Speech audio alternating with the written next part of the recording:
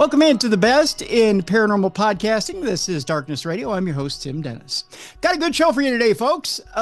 This Thanksgiving Day show, I got to say, first of all, I'm thankful for you guys. First of all, I want to bring you a special show today, and that we're going to talk a little bit about you've traveled to your family, maybe you're staying home today, and you want to travel to somewhere else. You want to be maybe somewhere other than home today. We're going to talk about traveling around the world, and we're going to talk a little bit about a brand new book out there from our good friend Mike Ricksecker.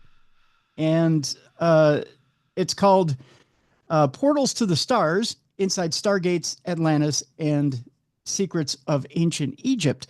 So we're going to talk a little bit about portals, stargates, and the whatnot. I know we're going to have to expand our horizons a little bit today, but that's good. It's a good thing. We first heard about stargates from another guest of ours that we had on last year. So this is going to be an interesting conversation because I do have some places that I want to take Mike today. Interestingly enough, and this came up actually a little bit in a talk that Mike and I had and I think he kind of beamed a little bit when I brought it up at a talk we had at Michigan Paracon. So I'm glad we can expound on it a little bit today. Mike Ricksecker is the author of Travels Through Time, A Walk in the Shadows in Alaska's Mysterious Triangle. He is a paranormal researcher featured on Ancient Aliens, The Unexplained, The Alaska Triangle, Fright Club, and Gaia TV. He directs the docuseries The Shadow Dimension and produces videos on ancient mysteries and the supernatural. Mike hosts the Edge of Rabbit Hole live stream, Connecting the Universe class, and Haunted Road Media, which won a 2019 Shockfest Award.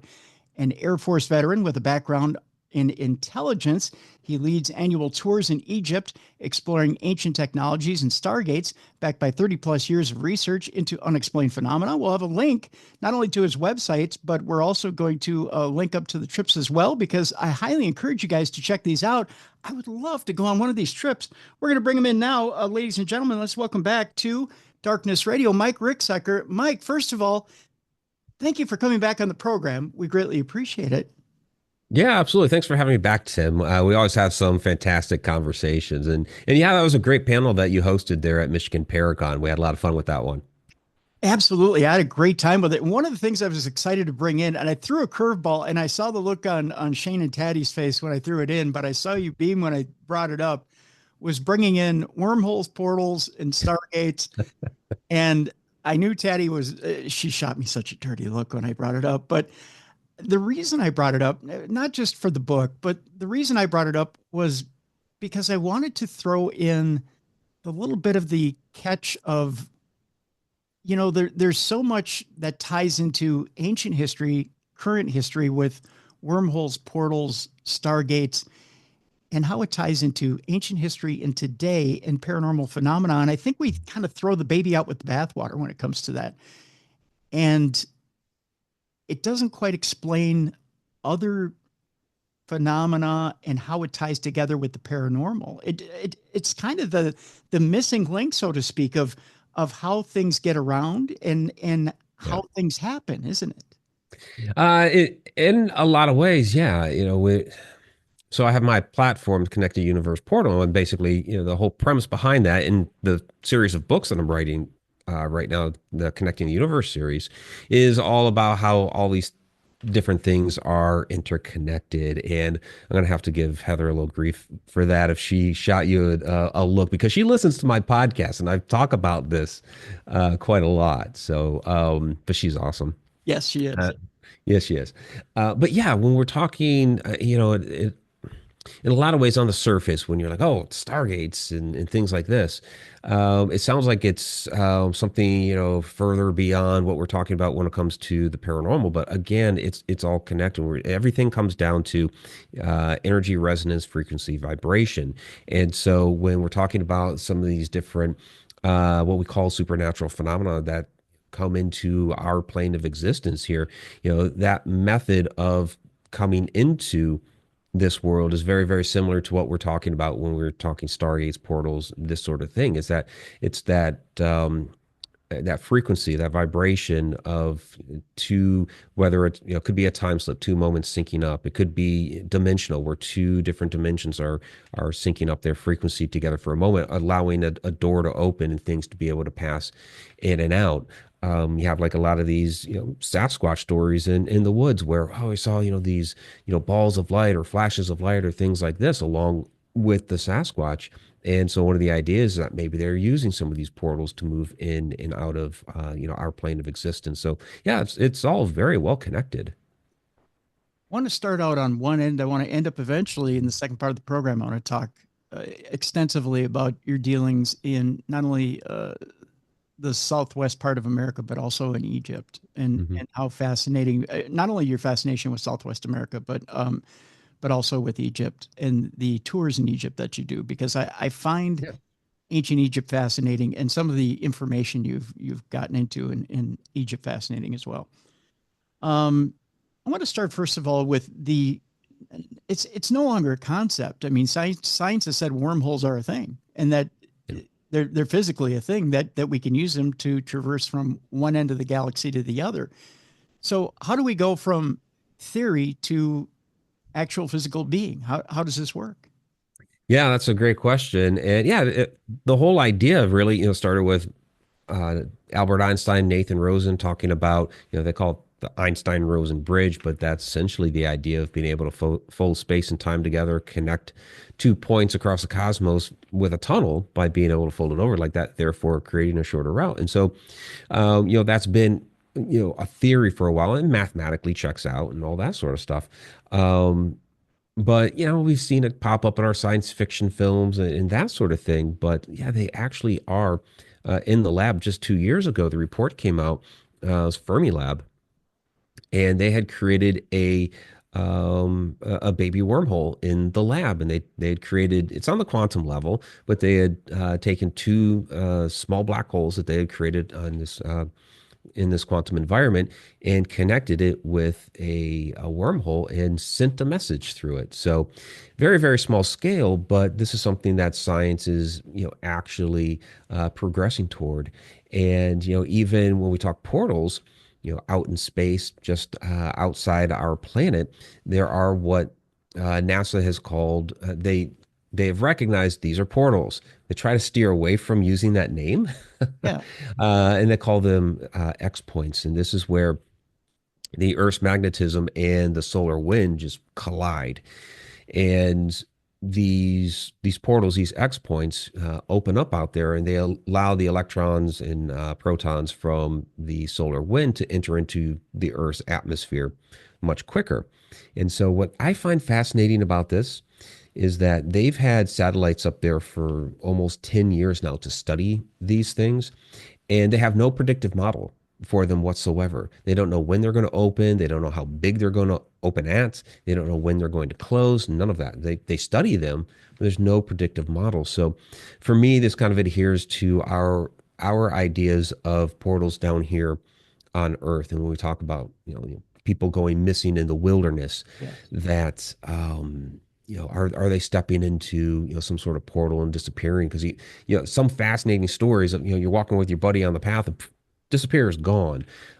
Sometimes some of those people return, and the stories that they tell are fascinating. That they were walking on the path in the woods, heard a noise off to the side of the path, took two steps to go take a look, see what the noise was.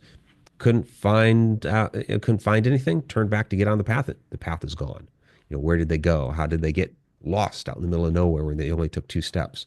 So, but yeah, this is something that science has actually recognized does exist. There's fascinating stories of people talking about not only Sasquatch being there and then gone, or prints leaving. You Mhm. start tracking Sasquatch prints and then they're gone. Or one footprint and then nothing. And it's hard to explain where these prints go, right? And Right. you've got apers, and you've got the ones who believe metaphysical beings, that they have to go somewhere, right? There's got to be these portals that they step into and then they're gone. But why can't we believe in a mixture of the two? Why can't we and again, we can use X points or portals or whatever language we want to use. But why can't we believe that a portal could be very much a physical happening, much like picking a piece of clover or the fact that a rock exists? Why can't a portal be a physical thing and not necessarily a metaphysical thing?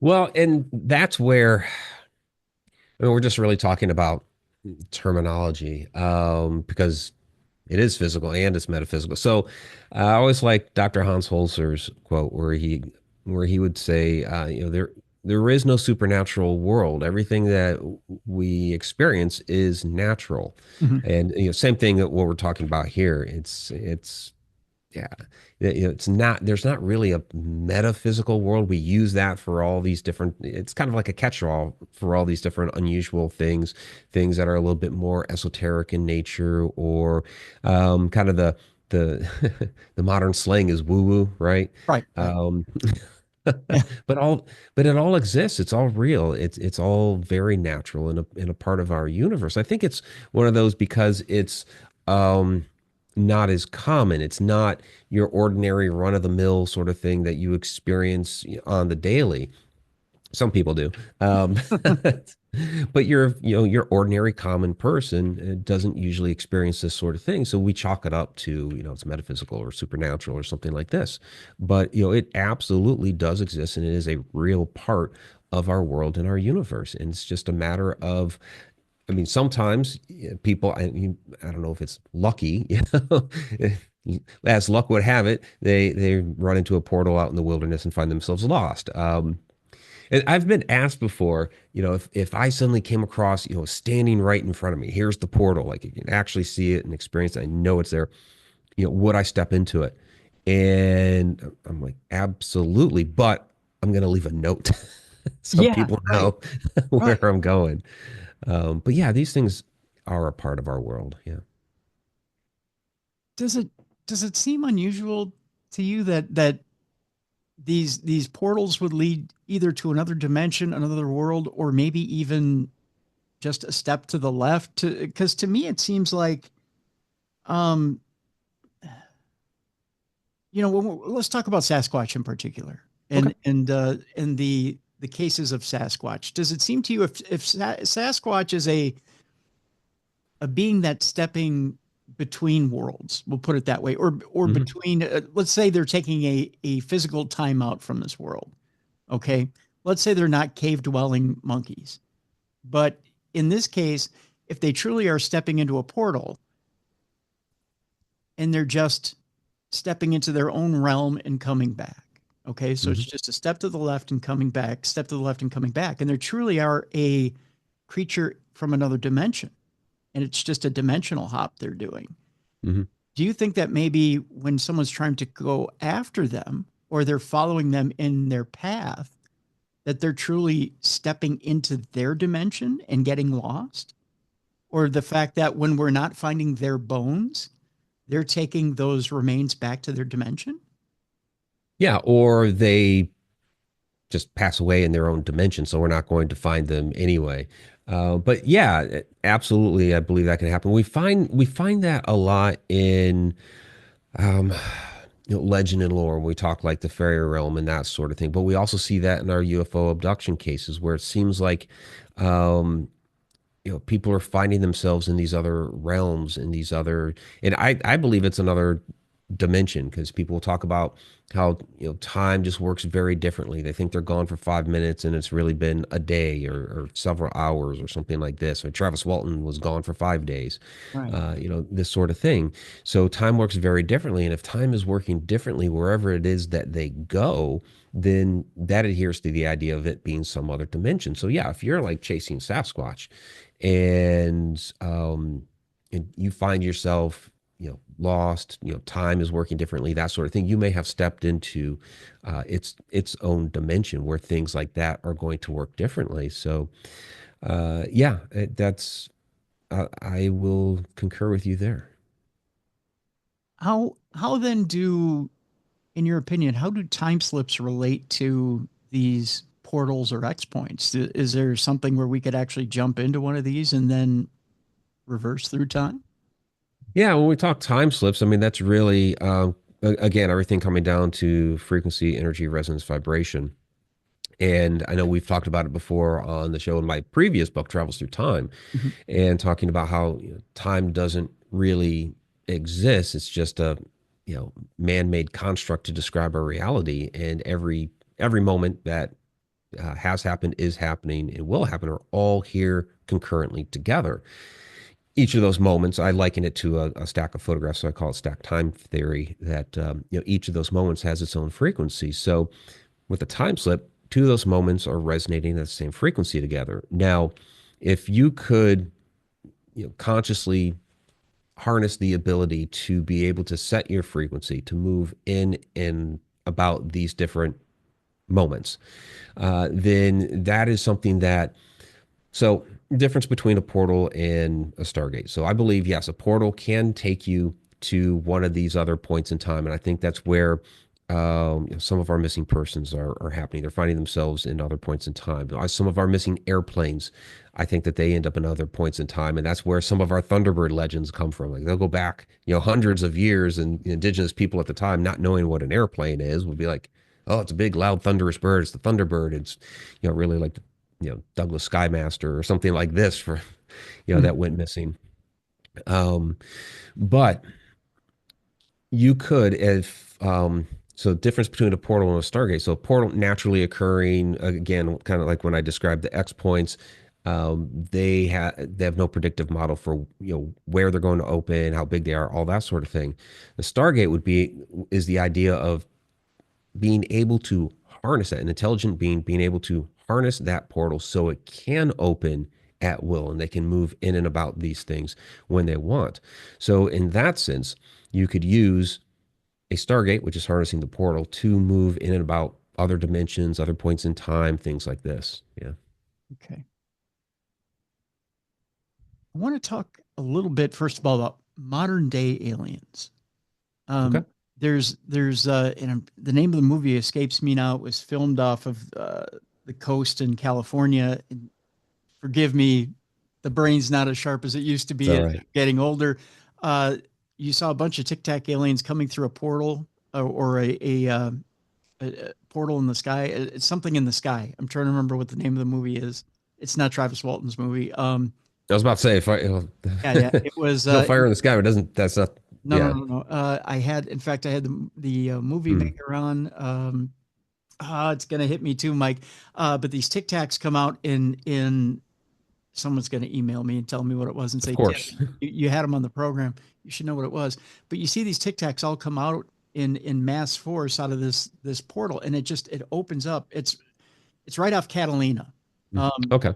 and you see this portal open up, boom, they all come off out of this portal. So and we have video evidence. All these different scientists are filming this over days, Hmm. and they're filming in different spectrums. Nothing to the naked eye per se, right away at least. They are catching it in regular time and regular video, but most of it was caught in different spectrums, other spectrums than regular video. Why is it that, in your opinion, are we catching it in different spectrums like infrared and other spectrums than our naked eye? Are we seeing these portals? What is it about these portals that they're not quite visible to the naked eye? What is it about these dimensions that Well, are existing on other planes? yeah, we only our eyes only see into a very narrow band of the spectrum. That's just human physiology.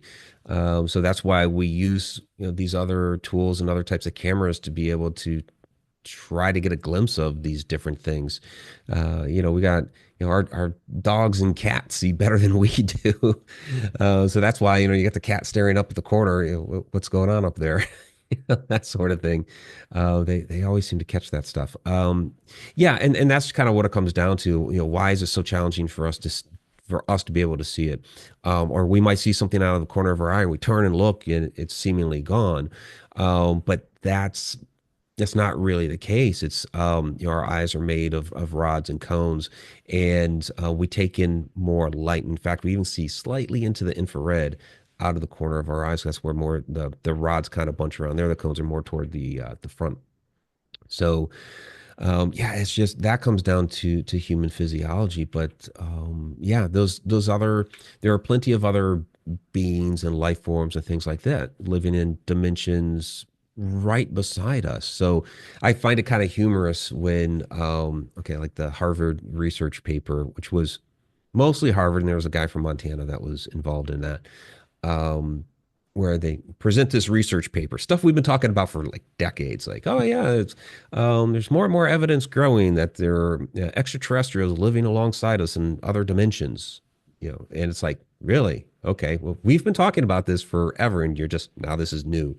Yeah. But you know, I'm happy that they did that because it's like, okay, we haven't been crazy all along. Here's some scientists that are actually talking about this. But what I find humorous about it is that they're talking about extraterrestrials living alongside of us. Like, well, if they're living alongside of us here on Earth, they're not extraterrestrial because that would be outside the Earth. They're Right. actually Earthlings, Yeah. Yeah. just a different dimension. So another term that's been used before, like John Keel and some others back in the day, would call them ultra terrestrials, and that's kind of a more appropriate term. Right. But yeah, we have up to 11 hyperspatial dimensions according to our theoretical physics at this point. There may be more. And so it makes sense that there would be other life forms and beings and entities living in these other dimensions right alongside of us. So then, Mike, would you consider, because a lot of people call these taller blonde aliens Nordics? The Nordics, yeah. Would you consider the Nordics an ultra terrestrial, not an extraterrestrial? Are they just living beside us in another dimension? Yeah, for a lot of the stories that I've heard about Nordics, it sounds like they are just living alongside of us.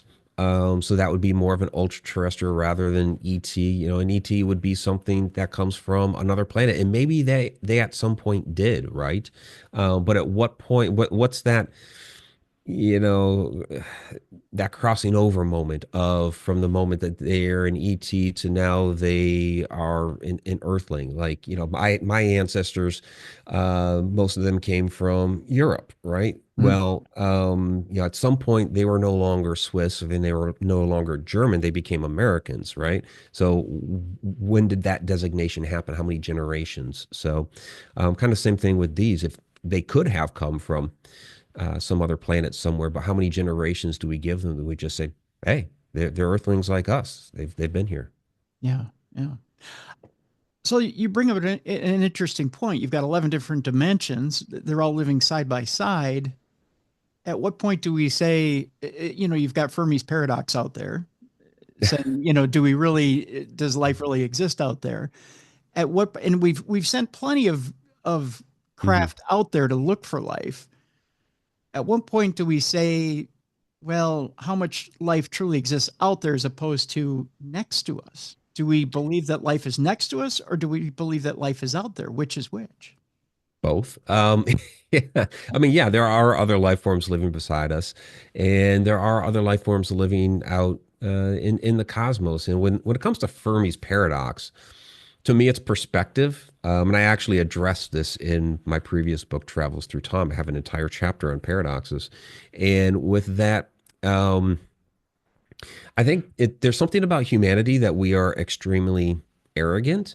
And so we have considered all other possible life out there to be extraterrestrial without ever really considering that to the entire rest of the universe we are the extraterrestrials. We're the extraterrestrials to them. So just mathematically, you take, okay, the Milky Way galaxy, which has like, 400 billion trillion, whatever the number is, it's astronomical, apropos. Um, so we know of at least one um, planet in the Milky Way galaxy that has life, which is us. And so then you take the other billion, trillion, however many galaxies that are out there, and you apply that same math to those other galaxies. So, across the entire universe, just given that ratio, okay, then we should have billions and billions of potential planets out there that have life. So it's just perspective and using a little math, and you get around Fermi's paradox. Um, but I get it, and actually, just getting a little bit deeper into Enrico Fermi a little bit. Mm. It seems like he kind of regretted saying that. Yeah. Yeah. um, just so, like some of the other physicists as well, like Schrodinger with Schrodinger's cat. It's like that's the thing that everybody knows him for, and Right. just he regretted using that example because that's what he became known for. Yeah. No, I hear you. I um, hear you. I just yeah. figured it, for argument's sake, throw it out there and Oh like, yeah, no, yeah, absolutely. yeah, But yeah, play with it. it's Yeah. happening both. There are other beings living beside us, and we even find this throughout old legends and lore, like we've talked about, indigenous traditions and things like this. If you go back to like some like the American Southwest, the indigenous tribes there talk about the ant people and how the ant people helped them survive the great cataclysm, and where they took them into like underground realms and things like this. And I talk about this in the example I use is Montezuma as well. I mean, it just looks like a big sinkhole these days, but long time ago, it was wide open and cavernous and all this. And so the idea was that, during the Great Cataclysm, the ant people brought them down into this area to survive underground. But if your Great Cataclysm was a giant flood, well, it would fill that up, right? Mm. So was this really an entrance, a portal, or maybe even a Stargate into their world that still may have been underground, but in a different dimension somewhere where they could actually live and survive until the cataclysm had subsided? Right. I tell you what, we're going to take our break here. We come back, we're going to distinguish the difference between portals, wormholes, and stargates. We're going to get into ancient Egypt. We'll get a bit into the Incan culture. And I want to talk about a place I find absolutely fascinating. When we had Timothy Hogan on the program, we talked about Elephantine Island a little bit. I want to get a little bit into that place as well. And I want to talk about the tours that you do in ancient Egypt. We've got a link to your website. We've got a link to the tours and everything in the description of this program. Mike Ricksecker is our guest. The book is fascinating, folks. You absolutely have to pick it up. Again, there's a link in the description of this program for it. Portals to the Stars, Inside Stargates, Atlantis, and Secrets of Ancient Egypt. When we come back, we'll talk about the difference between Stargates and what we've been talking about, portals and wormholes. When we come back with Mike Ricksecker right here on the best in paranormal podcasting. This is Darkness Radio.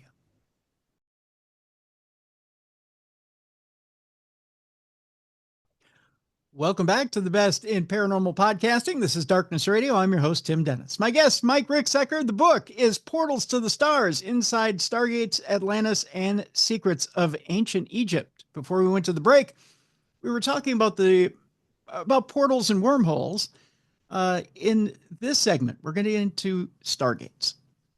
A concept that was first brought up to me personally, it was brought up to me by Timothy Hogan, and the way it was brought up was a little astonishing to me. I got to tell you, between you, me, and a bunch of listeners here, Mike, the way it was brought up to me, he started talking about these different pyramids that he was leading tour groups into. And he said, yeah, we get into all these different pyramids in Egypt that other people don't get into, these different tours. And in them, there are stargates. And I'm going to have you explain what these stargates are, Mike. And he said the information he gave was mind blowing. And the reason I want you to flesh this out and tell us exactly what a stargate is my mouth dropped and hit the desk. And and I thought, wait a minute, well, because what these are, what they do,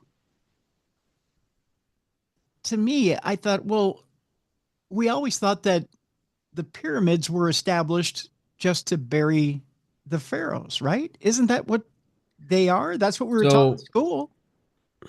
well, yeah, that's what we were taught in school. It doesn't mean we were taught the right information. So, Tim and I differ a little bit here because the pyramids themselves were not the Stargates, but they helped to power the Stargate. So we find that some of the temples they have the Stargates, and you see the Stargate symbolism all over them. They house the Stargates, but then you would find, a pyramid there that would help power because, and scientifically, we've even, shown this that the pyramids actually do harness energy from the ground and are able to store it inside the pyramid. So, but yeah, as far as housing bodies, so the smaller ones do. So there's different types of pyramids here, and like the Great Pyramid of Giza and the other large ones that are on there and the Giza Plateau, like the Bent Pyramid, the Red Pyramid, some of these really huge, enormous ones. The Step Pyramid at Saqqara, they didn't house bodies. We have not found bodies there ever in those. But then, like for example, Saqqara, just to the other side of the courtyard, you have a smaller pyramid, the Pyramid of Unas, and that one did. Okay, what's the difference? Why does the smaller one have it and the bigger one doesn't? And really, it's like those smaller ones they were built by the dynastic Egyptians, looking at this great big thing, and basically trying to mimic that. So when you look at the pyramids that actually did house the bodies. They're smaller in nature. When you go inside, they have hieroglyphs all over them, absolutely covered in hieroglyphs, just like the dynastic Egyptians did over all their buildings. You go into temples, you're covered in hieroglyphs. But like the Great Pyramid of Giza and these other ones, they don't have any hieroglyphs. You go into their walls and they're just sheer and flat, and there's nothing there. It was you just your eye can see this was built by somebody else because they didn't have some of these other things that the dynastic Egyptians did. So yeah, these were built by somebody else. They predated the dynastic Egyptians. Now that doesn't mean that Egyptian people, and this is kind of a contention where traditional archaeology is trying to. For one, they try to paint everybody that's talking about these alternative theories as like pseudoscientists and that sort of thing. But then they try to say, well, we're discrediting the ingenuity of the indigenous peoples and things like that. It's like, no, no, no, we're not saying that. We're just saying that there was an older version of their civilization, their ancestors or what have you, that created these. So for me, when I look at it, and just looking at history, I believe that you could say it was the Atlantean civilization, but Egypt was a part of that greater Atlantean civilization. So yes, the Egyptians that were part of that Atlantean culture that had developed these, and you had a great cataclysm, and people lost a lot of that information on how to build these huge, massive things, but they could build a smaller one and kind of mimic that. And I could imagine being a king at that time being like, okay, I can't get my guys to build the Great Pyramid of Giza, which, working around the clock 24 hours a day would take, I forget what the calculation is, but it would take like almost 100 years to do that. Somehow they got this thing built in 20 for this pharaoh. No, it doesn't make sense. But I could see Yeah. Pharaoh saying, yeah, I want something like that. So I'll get my guys to build, something. Yeah. But but you want to talk Stargates. So No, this is fascinating too. I mean, keep the stream of thought. I mean, that's yeah, yeah. So yeah, when it comes to the Stargates, we find that in a lot of the temples, just all up and down the Nile, and you have the symbolism. It's right there in plain sight, where it's a set of hieroglyphs, and there's some shorthand for it. There's longer versions of it and that sort of thing. But essentially, what it comes down to is it's the word Saba. In fact, the gentleman that I do the tours with, Mohammed Ibrahim, it's what he's named his tour company, Saba Tours, which basically Stargate Tours. yeah. And you have a few things going on where the hieroglyphs essentially starts with a folded sheet, which is an S in ancient Egyptian. And the other symbol to spell out the word is B, it's the foot. So that spells out your word, Saba. They didn't have vowels in the ancient Egyptian language. But then you have other glyphs there, which are called determinatives. They help us determine what the word is. And it's really plain. One is a star, the other is a gate. Star, Gate. Right. So it's Right. boom, right there, right? Yeah. And there's other versions of it where you might have the gate with a star above it and things like that. And we find these all over Egypt on basically adorning the gateways or doorways into temples or into what we would call the Stargate chambers. And within there, now we don't exactly know how they access the Stargates, but we have some different ideas Mhm. and theories as to how it all worked. But yeah, there are actually Stargate chambers in like the Temple of Abydos, Luxor, Karnak, Dendera. Yeah, they're really all over. Was it Abydos where you said you go in and it looks like there had been a huge power surge, like something had blown out the gate, or Oh, that was Elephantine Island. was that Yeah. Elephantine Island? That's Elephantine Island, yeah, at the Oh, top of the hill. okay. Yeah, Okay. the entire temple has been knocked over. So it's the Temple of Khnum, which was built by Hatshepsut. Now there are five kings that basically used the Stargate designation. It was almost like a title for them. Like I have the authority to operate the Stargate. And in fact, Hatshepsut's mortuary temple, right there at Luxor, which is just on the east side of the Valley of the Kings, has like a perfect setup for a Stargate.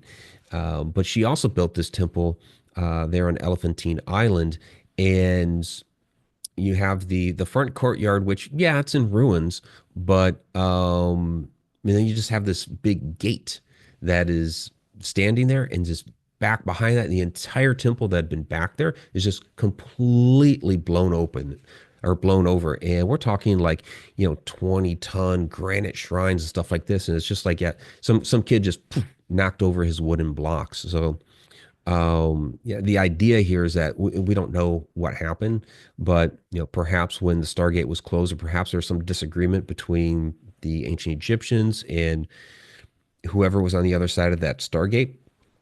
We believe it may have had maybe the ancient Mayans, or at least maybe a connection between the ancient Egyptians and ancient Mayans, some other middle civilization or culture or beings that maybe got upset and just decimated the whole thing and knocked everything over when they closed it. So the concussive force you'd need in order to knock that over, that's nothing that any natural storm, any sandstorm, anything like that could pick up and move. That's something that you need a lot of power to Yeah, extremely, extremely powerful. And sure, earthquakes happen. There actually are not a lot of earthquakes in Egypt. It's like, you have maybe a handful, you can count them on one hand, throughout history that have occurred. Okay. But, for the one part of the temple to be, again, it's in ruins, but not like this other part, which is just, you look at that gate and it's like, oh, everything, although it's in ruins, standing kind of straight up over here, but on the other side, everything's just been, knocked over on its back. It's really strange and odd to look at it in that light. So yeah. Now, Elephantine Island has an interesting history. Can you give us the history of Elephantine Island and how its history came to be? Yeah, Elephantine Island. So this is basically it's right there by Aswan. And it's essentially a large, massive outcropping of Aswan rose granite that is sticking up out of the middle of the Nile River. And what's really wonderful about that is it provides a lot of energy for the temples there. So granite's about 55 to 60% quartz, or at least Aswan rose granite is.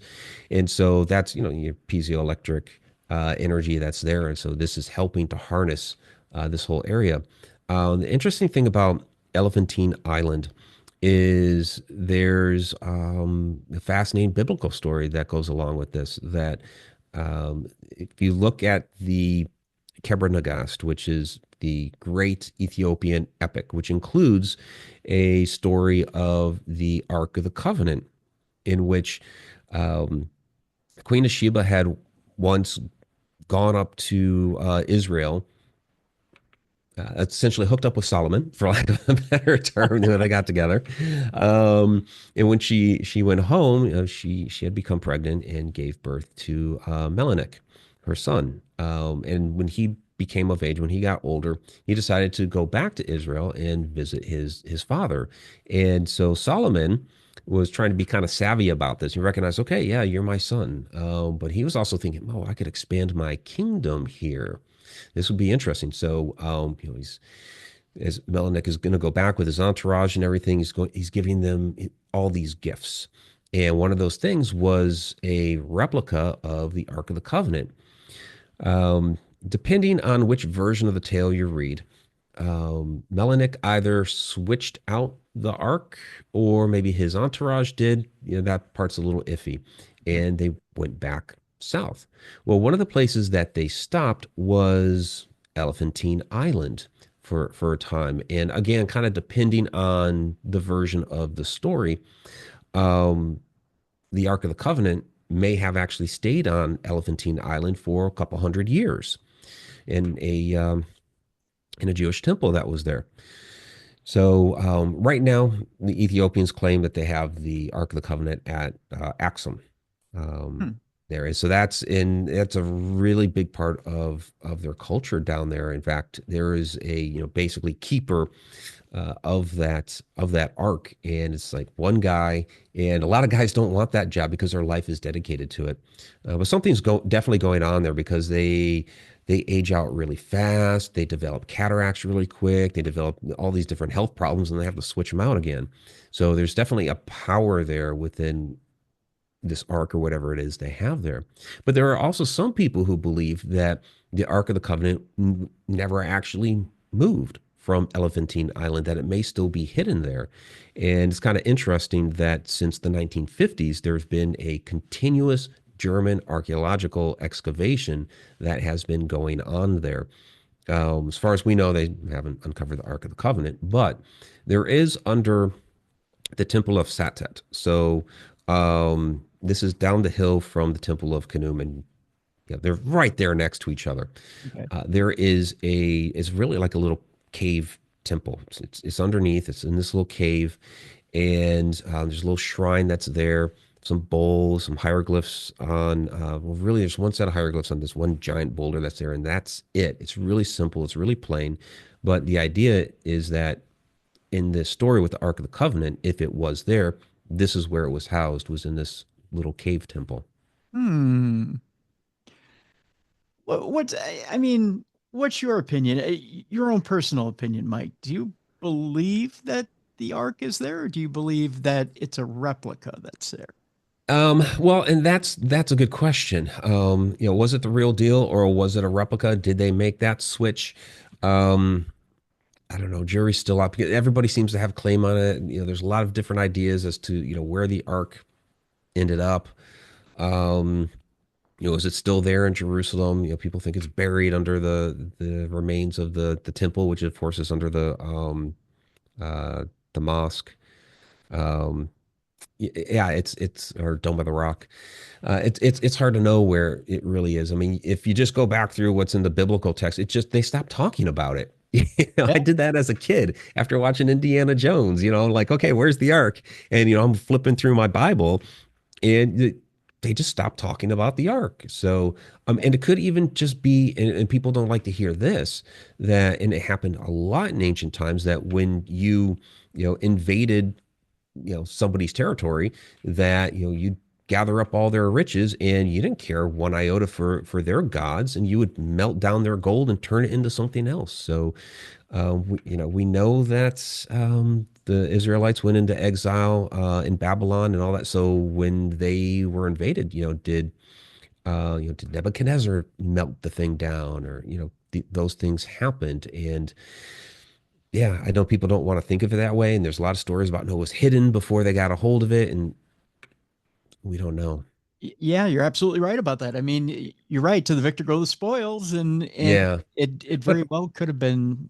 it could have been. But I will say this: um, this last time that we were in Egypt in April was the first time that I was actually allowed to enter that room. A couple other times I'd been there, and we weren't allowed in, but yeah, we got access this time. Couldn't share photos in the book because we were asked not to share photos because you don't want to get people in trouble. They're not supposed to let people in there, but you tip them a lot, and they're like, okay, we'll open the door. Um, it was very quiet, very reverent.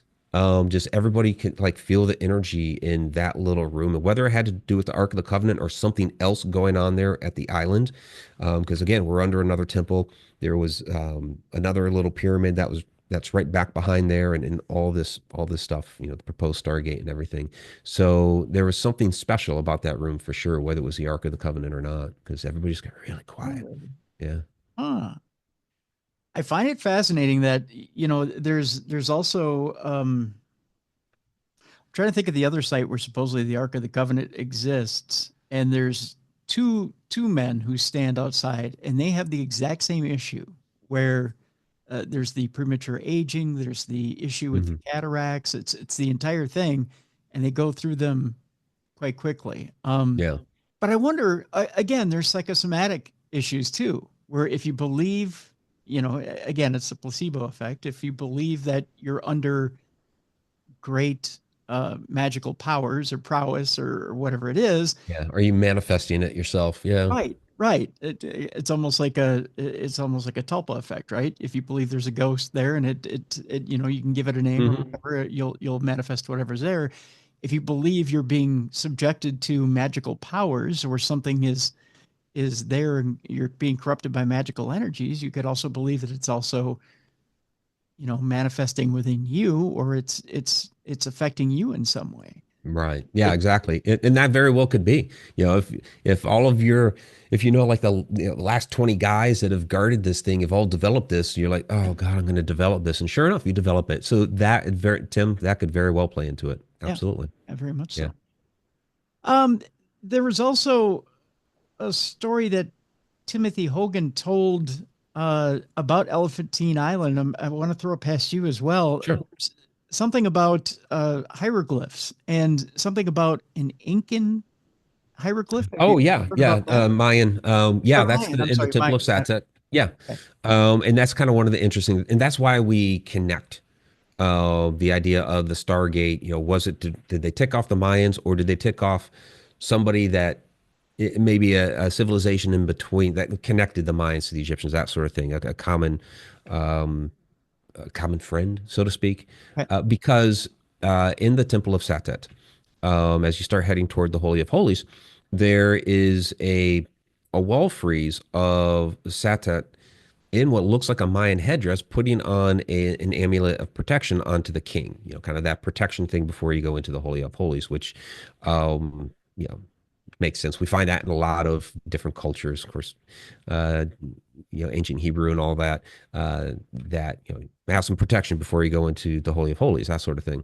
Right. But the headdress that Satet is wearing, it looks distinctively Mayan.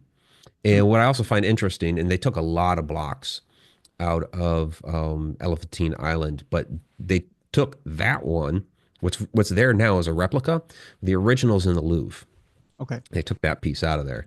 And I have photos of both because I've been to both the Louvre with the original and then there on Elephantine Island. But yeah, you're looking up at the thing and it's like, yeah, that looks really out of place. And we know that, um, you look at this Chichen Itza, the pyramid there with Kukulkan and all that. I mean, that's a step pyramid, and it's a little different, but it does eerily resemble the step pyramid at Saqqara. There's a similar type of architecture that's there, and so we find these different connections between cultures across the world that were not supposed to have had these connections. So how did they?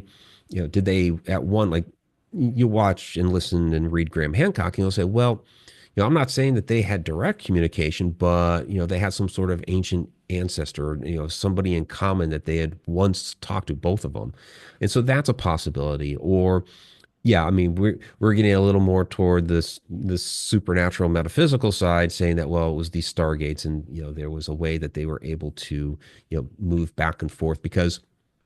And we talk Stargates. It doesn't have to. People think Stargate. They think the movie. They're like, yeah, we're zipping across the cosmos to some other galaxy. Maybe, maybe, but you also could have used it to um, move to another place here on Earth. It doesn't have to be across the cosmos. It could be to another continent here. It could be to another dimension. Maybe there are The Mayans and the Egyptians were talking to the same interdimensional beings, or again, other points in time and things like this. So yeah, there's a lot of things the Stargates could have been used for. I was just gonna ask that question, Mike. Is it simply a matter of these stargates were one, a way to talk to ancestors, or two, a Hmm. way to talk to, because we're so quick to, and this is where I have an issue. We're so, and I'm kind of getting scattershot here, but All right. there's a, we're so quick to give credit to aliens for building pyramids. We're so quick to give credit to somebody else Mhm. for giving us knowledge, but we're not quick to give ourselves credit for developing technology for building marvels and wonders of the world, right? Yeah. But is it a thing where um, is it a thing where these stargates are actually just kind of an intercontinental uh, deal where we're communicating from Mayans to Egyptians, where maybe we're able to transverse from I step into a stargate in Egypt and there I am in a Mayan temple, or I can communicate with an ancestor, Hmm. where I use a stargate to communicate with an Egyptian ancestor from I'm in Egypt, or if I'm a Mayan, I want to communicate with my Mayan ancestor and get that knowledge from the heavens to build a pyramid. Is it something where maybe we're not giving enough credit to ourselves for Yeah. building this technology? And maybe there's not an alien influence involved in here, or am I not Well, giving yeah. I mean, alien credit? I, you've never heard me say the aliens built the pyramids or anything like that. Is no, Right. the humans built it. It's just a matter of which humans and how did they get the idea? Where did they get the knowledge to be able to do it? How did they develop that to the point where a lot of those techniques we don't have today. We don't know how they moved a lot of these massive, large blocks. And so, yeah, when we talk about, it was a civilization that had high technology. We're not talking about they had computers and cell phones and things like that. No, they didn't have that type of high technology, but they had technology that was higher than some of the things that we have today. Where we're like, we our biggest crane in the world can't lift this block, but yet somehow they lifted this thing, all kinds of feet in the air and placed it perfectly and all that sort of stuff, in multiple blocks like this. Just like it's mind blowing. But yeah, so these Stargates, I mean, it could have even just been a communication device. You didn't necessarily have to step through it and suddenly find yourself whisked off to some other place, even across the earth. I mean, maybe it could have just been the ancient internet. We're talking with people across. Hey, maybe it's like this. We're over a Zoom call right now. It was the ancient way to do a Zoom call, right? Right. That's always possible because or even speaking with somebody on a different dimensional plane. So at Abydos, and we see the depiction in a number of places, but Abydos is a great example because it has several different what we call Stargate chambers. The chambers within the temple that are labeled just distinctively as Stargates. And then as you enter in the chamber of Ptah Sokar, and there's two Stargate chambers that are in the back there. On the wall, one of the friezes has a depiction of an offering of white cakes. And these were ingested before going into those Stargate chambers. And a lot of people believe these white cakes um, contain monatomic white gold. And this makes sense because these white cakes came from what they call, well, it was a misnomer for a while. A lot of people were calling the white cakes themselves mufkuts. And my friend Egyptologist Muhammad Ibrahim, who we do the tours with, was always confused by this. Why are you guys calling these mufkuts? Mufkuts means turquoise. It doesn't make sense for these. Yeah. And so he did a deep dive into this, and what he uncovered was that it was the white cakes from Mufkut's land, from Turquoise land in the Sinai area, and that made a lot of sense because in the Sinai Peninsula, we have found over 1,000 ancient mines that yes have turquoise, gold, silver, copper, all these other elements, and so that would make sense that this monatomic white gold would come from there. Well, what's so wonderful about monatomic white gold? Well, in the 1980s, David Hudson, who was basically he was a farmer turned miner turned alchemist.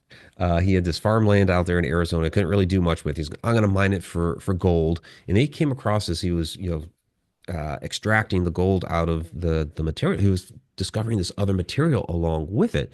So now he became an alchemist, and it was this monatomic white gold that had all kinds of strange properties to it. So he's trying to get this stuff patented, and they want a weight for it. How much does stuff weigh? And you couldn't weigh it properly. So you'd put the stuff in the pan to weigh it, and then the pan would weigh less.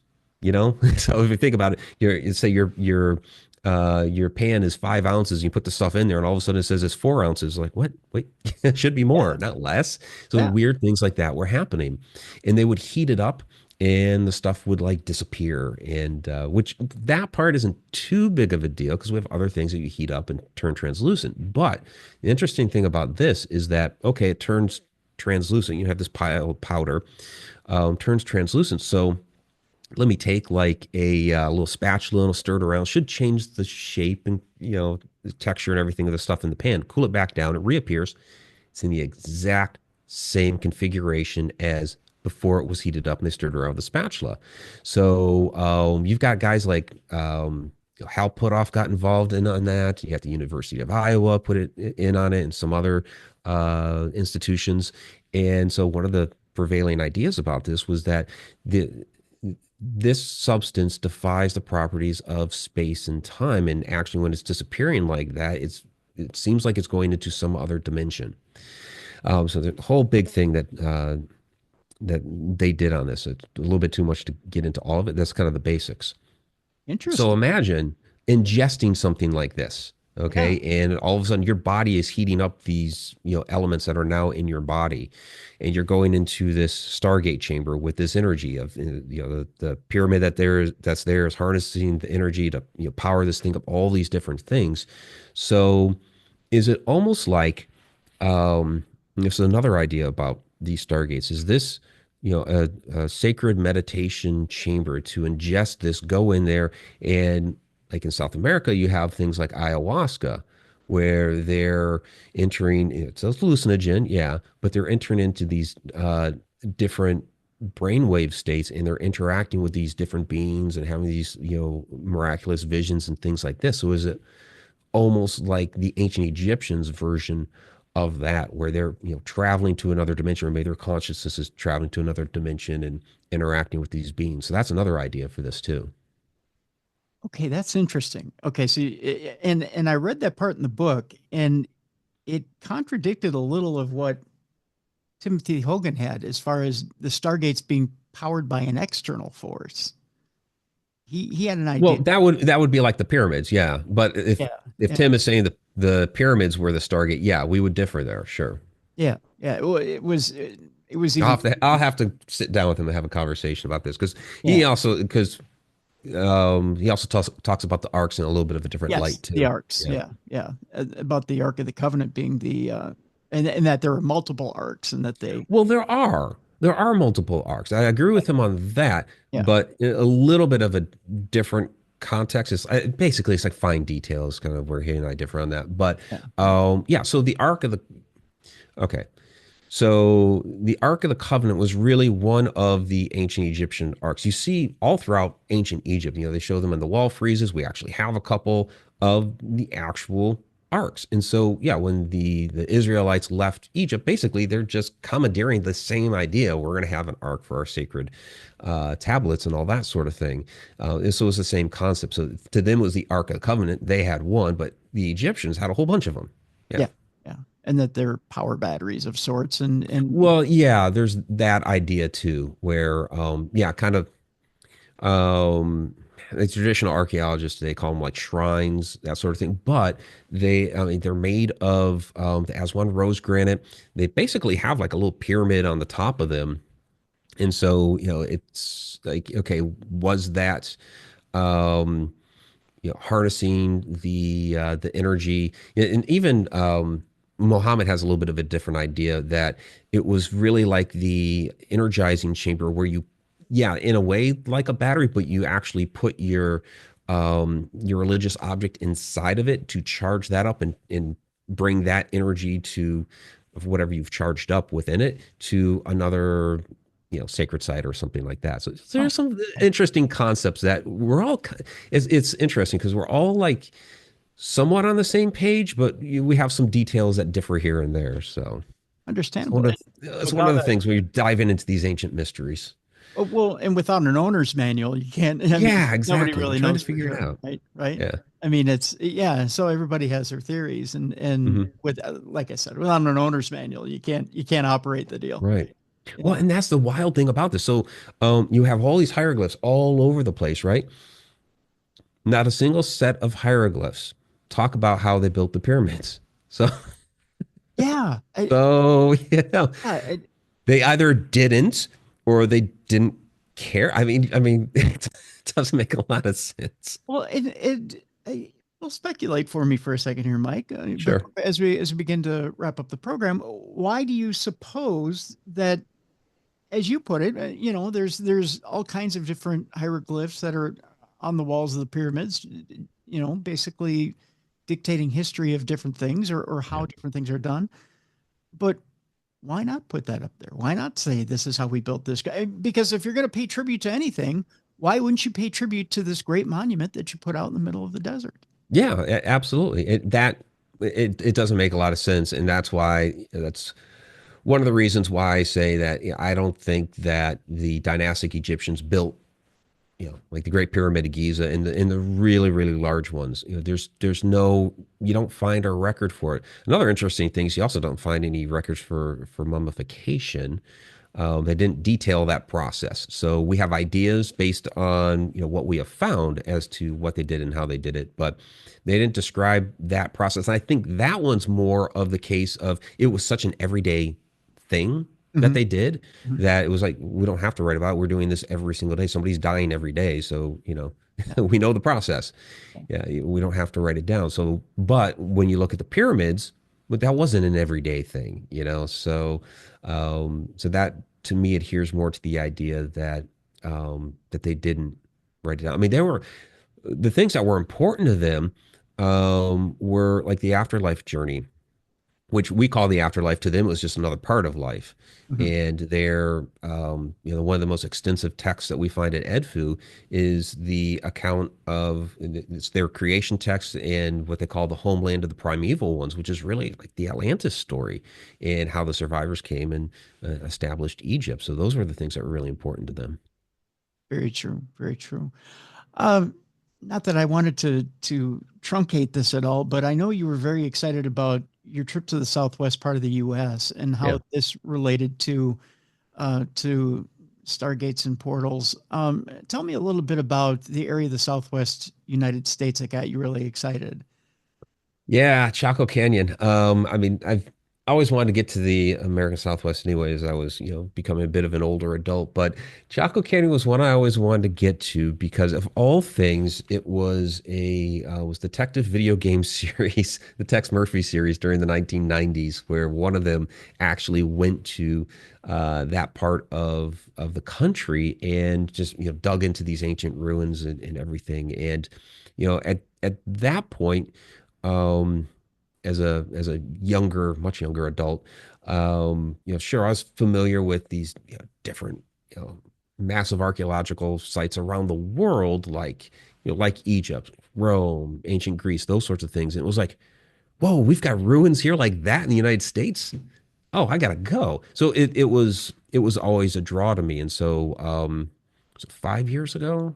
Yeah, it was like 5 years ago this month that I finally got my first opportunity to visit Chaco Canyon. And it's absolutely fascinating to me. You kind of almost have free run of the place. I mean, it's large. There are a lot of different ruins that are there, but Pueblo Bonito, which is the biggest one, I mean, there's some off limits areas, but most of it you can just kind of run around through. It's like, wow, here we are. We got ruins like this in America.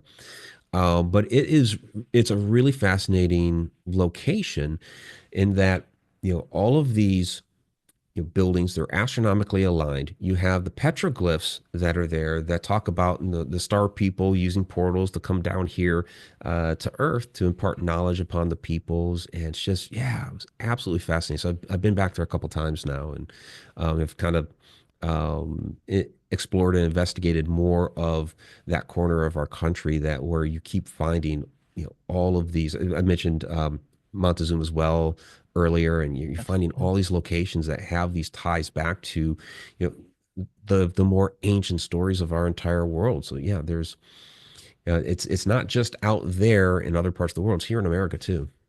What's fascinating is in that chapter of the book, your wife was finding things that you were missing, which was Yeah. great. I mean, she was so astute at finding different clues Hmm. that you had to keep going back Yeah. and refinding these wonderful clues about I mean, just different things like star people and different Hmm. symbols that you didn't know that were there, and it was just I mean, it's a fascinating read. It really is, Mike. Thank you. Thank you. And I I got to ask you, as far as Chaco Canyon goes, what's the most, I guess, mind blowing thing that you found as far as here in America that you Well, can line up as far as you didn't know. I mean, you mentioned it before mhm. that you didn't know that we had stuff like that in America, but what clue did you find in Chaco Canyon that made you think, well, wow, there really is something out there that's been here and left messages here for us? Yeah, yeah. I mean, aside from the petroglyphs that you find everywhere, yeah, Jen is really good. She has that keen eye, and he's like, "Oh, hey, there's more stuff over there." Oh, and we had to go back the next morning, and that was at Boca Negra Canyon right outside of Albuquerque. And it was very distinctly when you walk along the trail along the cliff face, start people using the energy to access the portals. It was like, wow, yeah, that's really plain and clear. But with Chaco Canyon. Yeah, it was interesting. So there's this one part on the eastern side of the complex of Pueblo Bonito. And the way that I entered was from the main plaza, and there's this little stairway down. And you kind of almost have to crawl, you crouch down really low, and you're getting following this little passage, and you're kind of dumped out into this room. And most of the stuff there at Pueblo Bonito is, I mean, there's you know, the rooms are bare. They put a little grinding stone there in the middle of this particular room, which I thought was a little out of place. Um, and there's this niche in the wall. Like, okay, what the heck was in the niche? It was kind of interesting. So I'm walking through the other rooms, and all of a sudden, boom, there's this T-shaped doorway that's in front of me. I was like, oh, okay. Well, that makes some sense then, because when you walk into a T-shaped doorway, that's basically designating this is a room or a building or something of reverence. This is high importance. And so it's like, oh, okay, I crawled through the one entrance in a T-shaped doorway here. So this whole series of rooms is important. And I think the main idea, I'm not sure why the little tunnel you had to crawl through, but I think the main idea was you walk through the T-shaped doorway through the series of rooms, and then you have this niche. Maybe there's an idol or something that was there to worship or what have you. Um, so I set up my camera and everything, and I'm talking about the T-shaped doorway and basically my little discovery here. And as I'm describing this to the camera, I all of a sudden just kind of stop, and it's like the 8 seconds of just. It's like the wheels are turning. I'm basically getting a download and making the connection. Wait a minute.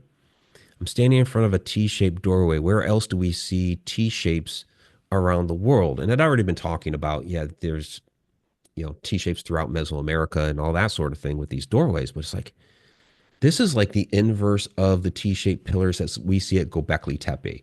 And I'm talking to the camera like, this may seem just really far-fetched that I'm making a connection from here, from Chaco Canyon to all the way on the other side of the world in Gobekli Tepe. And yeah, there's definitely a difference in years between the two sites, but that symbolism was able to maintain from all of those millennia. And what I found, and of course I include all of that in the book, and I'd recorded that video like 5 years ago. So the other week, I'm sitting here watching Ancient Apocalypse with Graham Hancock, and there he is at Chaco Canyon. And what does he do? He relates the T-shapes doorways there at Chaco Canyon to Gobekli Tepe. And I'm like, oh, here we go. So we stole your It was work. awesome.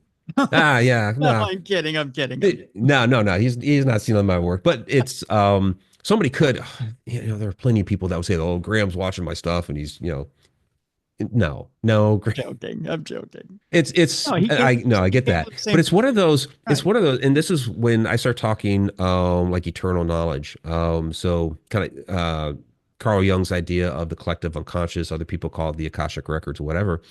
But basically, it's that idea that all the knowledge of the universe is right there.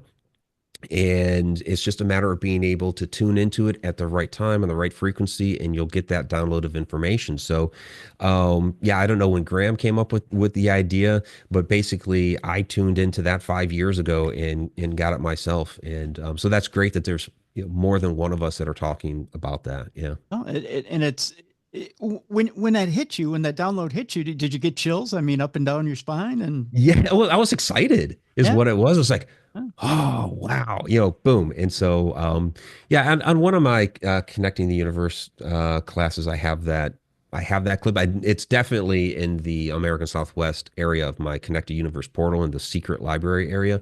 But yeah, it's that was pretty cool. absolutely cool. The book is out there. We have a link in the description of this program. Portals to the Stars, Inside Stargates, Atlantis, and Secrets of Ancient Egypt. Mike, your show. Tell people about the show. Yeah, connecting the universe every Wednesday night, 8 o'clock p.m. Eastern time. Of course, since we're the end of the year now, things are kind of winding down. Got a couple of December episodes we're breaking for Thanksgiving, and then I'm on the road the first week of December. So we got a couple of December episodes, but of course, January we'll kick back up full on. But yeah, every Wednesday night, 8 o'clock p.m. Eastern time. That's we broadcast live on my YouTube channel, the Mike Ricksecker YouTube channel, but then we have our after show, which continues on the Connected Universe portal. So yeah, please feel free to join us there. Absolutely cool. Definitely will do that. Also, these wonderful trips that you take people on, we'll have a link in the description of the program. The next one is Yeah, this time next year we will just be coming back from Egypt again. So November 2025, we'll be going back to ancient Egypt. It's our Stargates of Ancient Egypt tour. So you can go to my website, mikericksecker.com, go to the events and tour section, and you'll find it right there. And yeah, come explore with us. It is amazing. We're hitting some places this time that we haven't in the past. The Lahoun pyramid, which used to be, that was known in the past as the floating pyramid. And the king who built that, Sinruset II, was the father of our very first Stargate king, Sinruset III. So, so it's kind of like the origins of where this line of kings came from that had that Stargate designation. that sounds fascinating. Yeah. Absolutely fascinating. All right. Well, folks, I definitely want you to check out everything. Check out the book, check out the show, check out the trip. It's not God, I'm getting goosebumps thinking about it. It's absolutely fascinating. Mike, I want to thank you so much for joining us again here on Darkness Radio. Thanks again, Tim. It's always a pleasure speaking with you. We always have some fantastic conversations. Absolutely. Thank you, my friend, and I wish you a happy Thanksgiving. Yeah, happy Thanksgiving. Thank you. For more audio and video archives of the show, intriguing content, and cool swag, please visit darknessradioshow.com. Thank you for watching. Have a happy Thanksgiving. And remember to be a light in someone's darkness this holiday weekend.